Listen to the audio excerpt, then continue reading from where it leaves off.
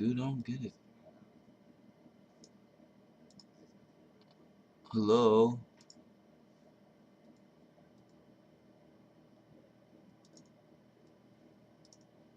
Fuck, dude, I don't get it. I can't hear myself. Hello? Oh, there you go.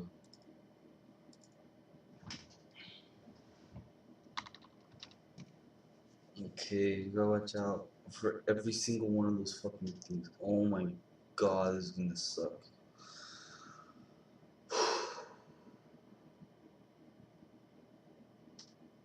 Alright, I have to be careful with this. I can't go in like I usually do. I wanna win because I want Mary to like play with me more. She's really good. Nathan, he's cool.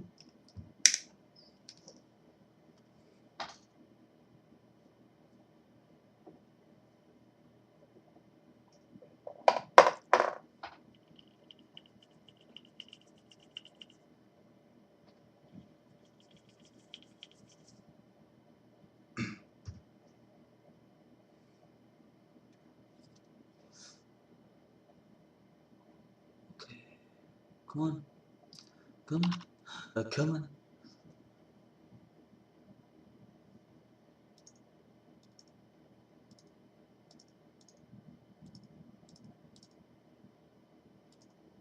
Garage sale, and look, they have toys. Travis I'm rolled not his picking eyes. my. Oh, I like this game. I mean, the cell phone game. It's about this Asian bitch who sells out all her friends so she don't die. It's very scary. Alright, anytime now. Anytime.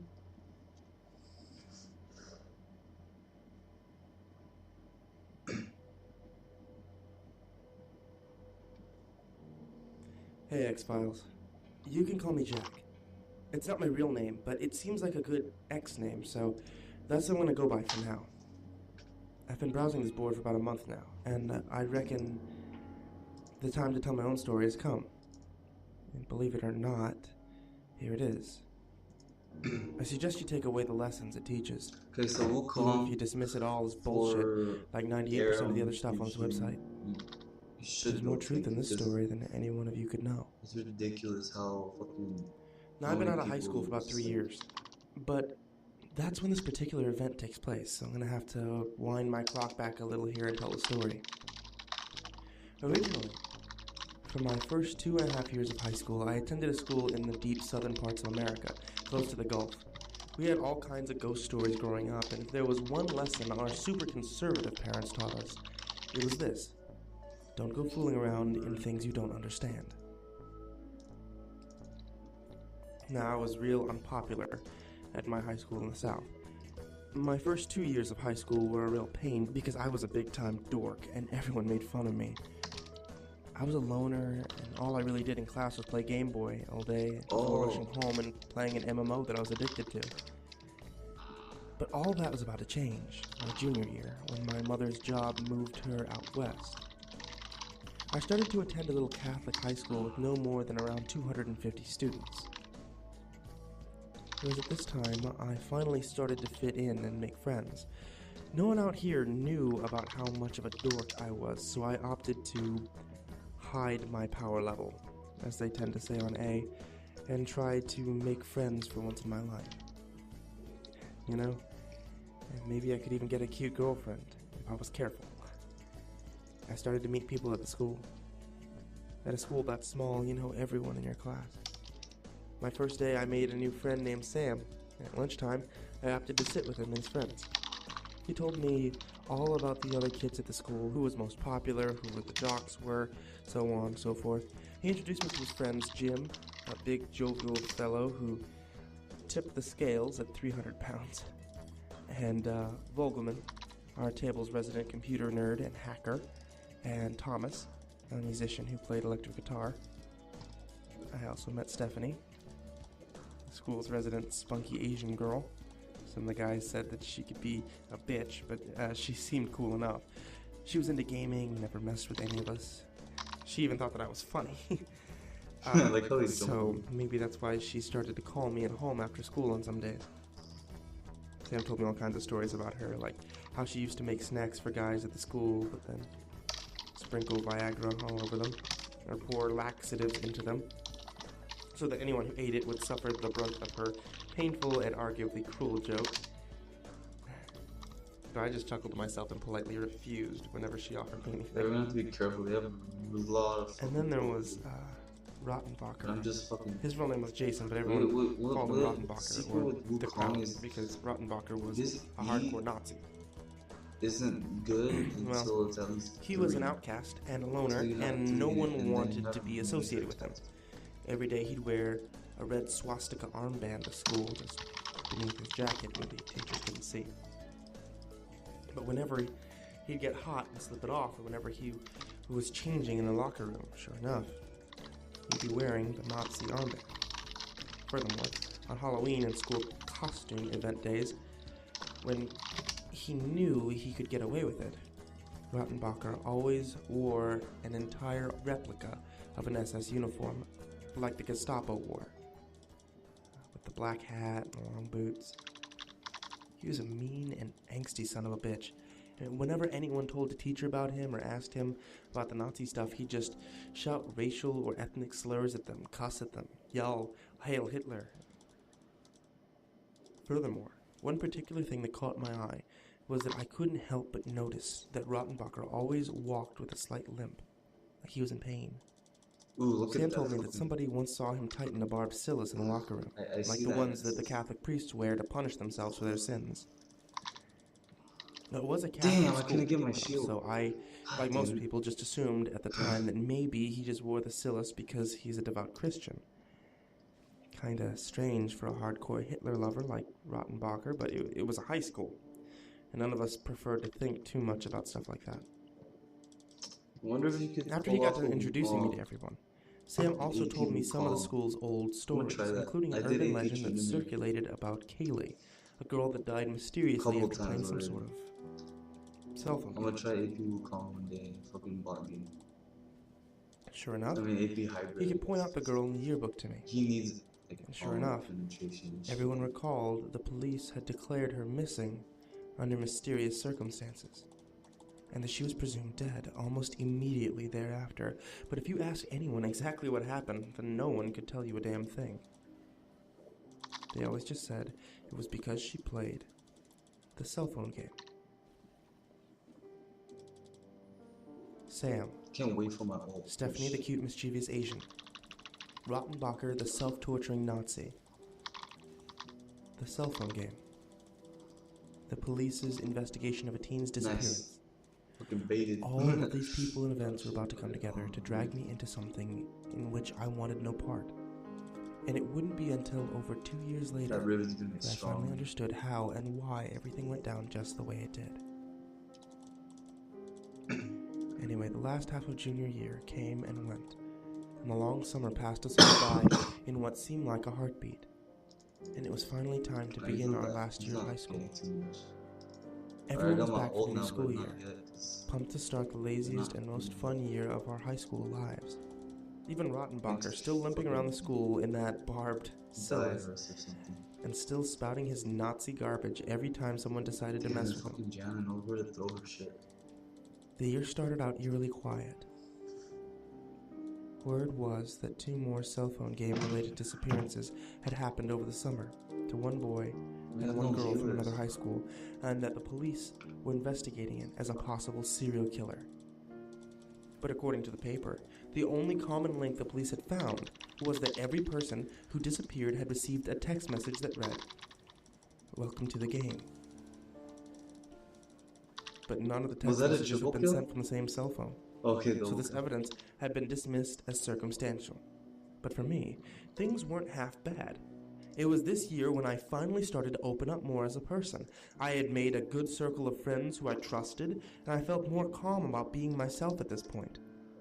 Gradually, I started to fit in more and more, and pretty soon, I was pretty popular in certain circles. Stephanie liked to hang around with me more and more because of how funny she thought my jokes were.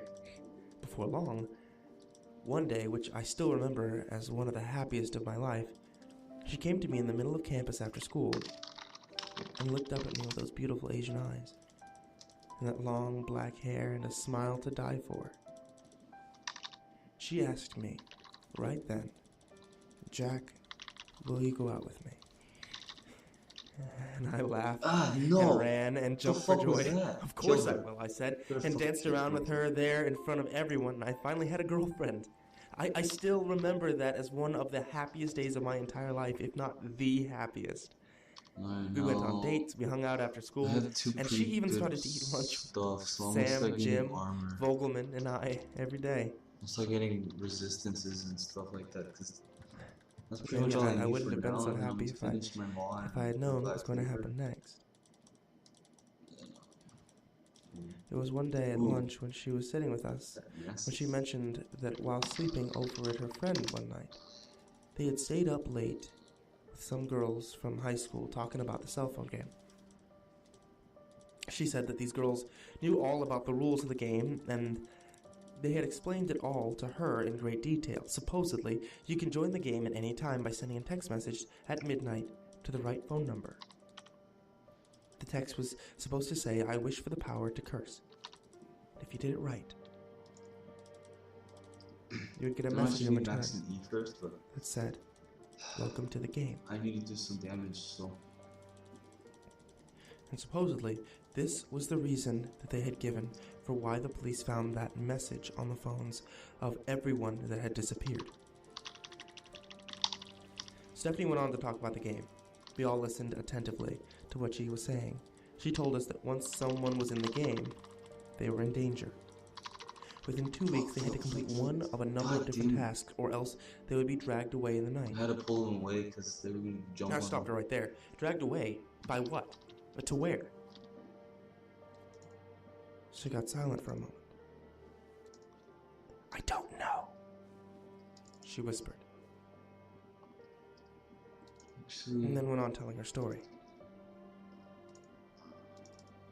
She said that in order to protect oneself from being dragged away, you could do one of two things. The first was to find a special protective item. The item could be anything. You never knew what it was going to be, but it seemed that whatever the item was, it would make the bearer suffer in some way.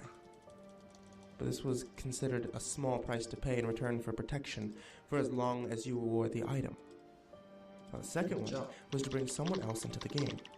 This could be done by sending a text message, "Welcome to the game," to someone else's That was a phone. mistake, bro. If That was someone a mistake. received that text message from someone else who was in the game, then that meant that this person was now in the game and subject to all the same rules and consequences of the game. If the person didn't Okay, I find a just wanted to protective lower. item themselves, or bring another person into the game, then they too would be dragged away.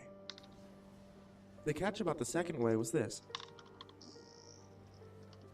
While the protective item, if found, could protect you You take indefinitely, someone's health down so long as you kept it with you, They won't be bringing able, someone else into the game would only buy you a someone who can temporary dash grace or period. like we have a Tristana. The first time that you brought someone into the game, you get a 2-week extension. Yeah, Then only 1 week. like I'm the only one that. Eventually, the grace being period would get threshold shorter and shorter contained. until you barely bought yourself any time at all by bringing someone else into the game. By that time, you needed to have found your protective item. Even though I've always been something of an X-File, I didn't like hearing her talk about this stuff. So, I just told her that it was a bunch of nonsense. You really think so? She said. If it's true, it would explain what the police found. And imagine how cool that would be. To be able to curse anyone who messed with you by bringing them into the game. Oh, fucked up. You could get rid of anyone, Oh, shit. and no one would Damn, even know. I fucking eat to the wrong person. There was an edge in her God voice, damn it. one that I'd never heard from Stephanie. This game. She almost sounded intoxicated at the thought of it. Truth be told, Yeah. it scared me a little. Don't go talking like that, I told her. Stuff like that's beyond people like you and me. We shouldn't go messing with stuff like that. What if you get involved in it and then it all turned out to be true? What would I do if something happened to you? Promise me that you won't go messing around with that stuff. Well, she's She gave me a funny listening. look. I never thought that you'd be the kind of person to be scared should've of got silly the things like this, Jack. Well, I don't think that it's right to mess around and stuff that you don't understand, you know? I gave her a concerned look. Now promise me, Steph, promise me that you won't try it. She sighed in annoyance. Fine, fine, I won't play the scary cell phone game. Are you happy now? I told her I was. But truth be told, I was scared. In all the time that I'd known her, I'd never seen her betray anyone or sleep around or anything, but she had always been a trickster and a liar. Ah, no! And would lie to anyone about anything if it got her ahead, without hurting anyone. But to be honest, I always thought it was kind of cute and just accepted it as one of her quirks. But this time was serious. So a few days later, when she came back and told us that she had joined the cell phone game, I was pissed. What are you thinking, Stephanie? You promised me that you wouldn't do that. Yeah, I know, but it's not any big deal. I've already got it all planned out. Besides, if it's true and it works, it's too good of an opportunity to pass up. She held up her cell phone. Look, she said giddily. No, okay, I need help. The text message was open on the screen of her cell phone, which read, "Welcome to the game." Kind of freaky, huh? I got it just after I sent that message at midnight, just like the girl said. We got this. My jaw dropped. Wait, I need those speed of the portal. And I was scared stiff. The game couldn't be real, could it? Stephanie, if that is real, then you're in danger right now. You've got 2 weeks to find the protective item. I know. That's why I sent the text to Rebecca. I'm gonna find out if it's true or not. I hit the roof. You did what? Stephanie, if it's real, then that makes you just as good as a murderer. You cursed Rebecca, and now she could die because of you. Relax, Jack.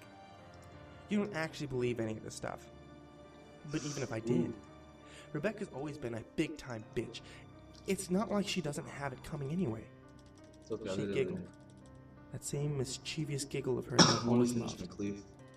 But this time, I wasn't loving any part of it. Oh, man. A couple of weeks passed and nothing happened. But then, one day, Rebecca didn't show up to school. At lunchtime, Stephanie was sitting with us as usual, when the assistant principal came to talk to us all with a megaphone. May I have your attention, please? Everyone got silent. The police have reported that one of your fellow students, Rebecca, has gone missing.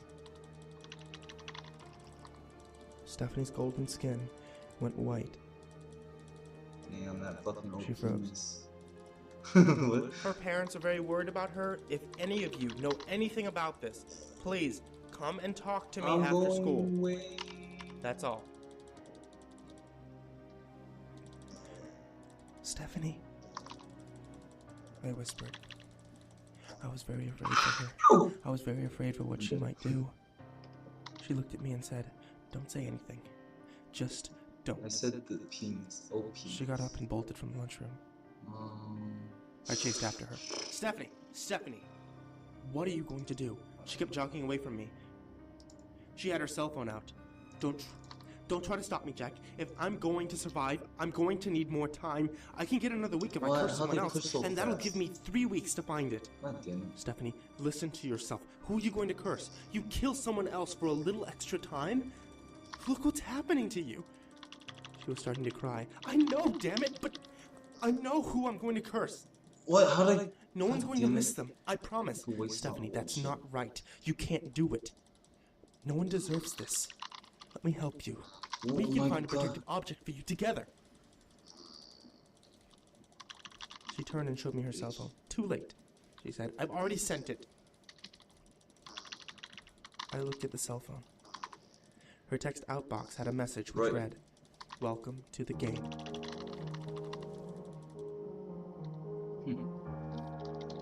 She had sent it to Rottenbacher. I started to weep. I grabbed onto her as tightly as I could. Stephanie, I love you. I'm so sorry. This isn't right. None of this is right. Yeah, I'm gonna start focusing on Jana because she's like really We held each other Good. there for nearly an hour like that, and I still remember it like it was yesterday. Then that night, before we went home, we resolved that we would start looking for the protective item the next day. Okay. And Gianna, there's the Gianna. The next day, Sitting on. I was walking with Stephanie along the track after school when Rottenbacher approached us with his cell phone. He was furious. He held it up to her face. Is this your idea of a joke, you stupid slanty-eyed bitch? Truth be told, I felt Rottenbacher had the right to be a little angry. I mean, sure, he was a Nazi perverted freak, but with all of the whispers of murder going around, I could imagine anyone being so angry about getting a text like that. But even so, I wasn't about to let anyone talk to my girl that way. Hey, buddy, you want to watch your mouth? There's no way to talk to a lady. Lady!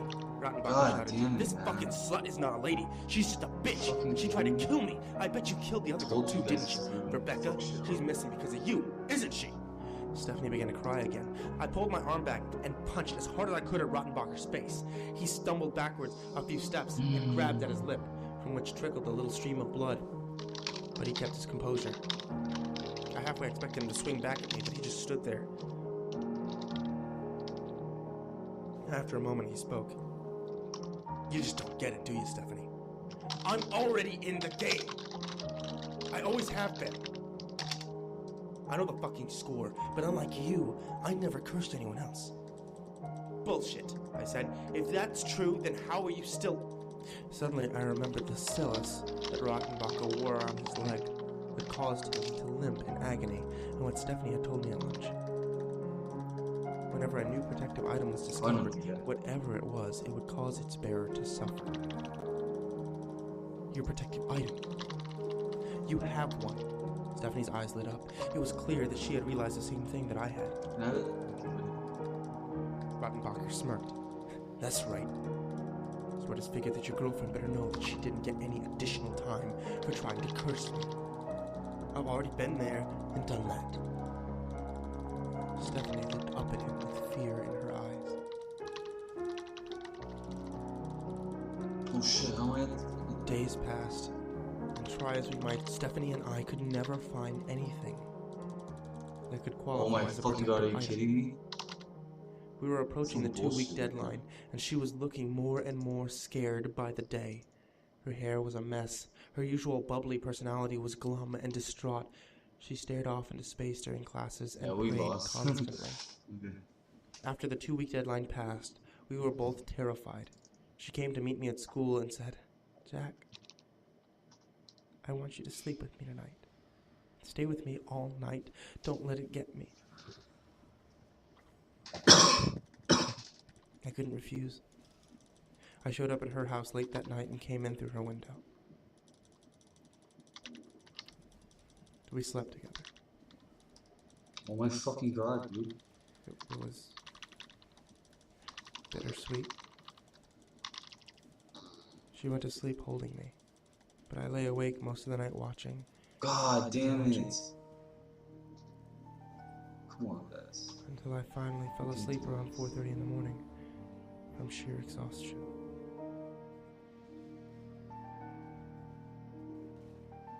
The next morning when I woke up, all I could think was Stephanie. I looked around frantically. She wasn't in the bed. I said louder as I climbed out of bed and began to search for her. I walked into her kitchen. Don't be so loud, a voice said. It was Stephanie's. I turned around to see her sitting at a round table in the kitchen.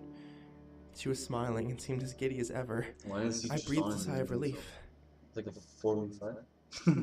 My parents have already gone to work, but I don't want the neighbors to get suspicious and say anything. God damn, dude. You knew it fucking I wept with relief. It was over, and she was safe, and nothing had come for her. And I ran across the kitchen floor and hugged her and kissed her all over. Everything was perfect.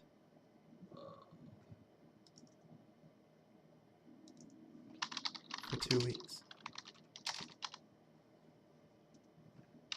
Then I came to school one day, and 9 of our classmates had disappeared, including Sam. Everyone was in an uproar. No one knew what happened to them, or where they had gone, no one except for me. And the person who had done it. Stephanie. If the amount of time extended was halved, each time you brought someone into the game, then 9 people would have brought her just over 2 weeks, which meant that her time would be running out again tonight.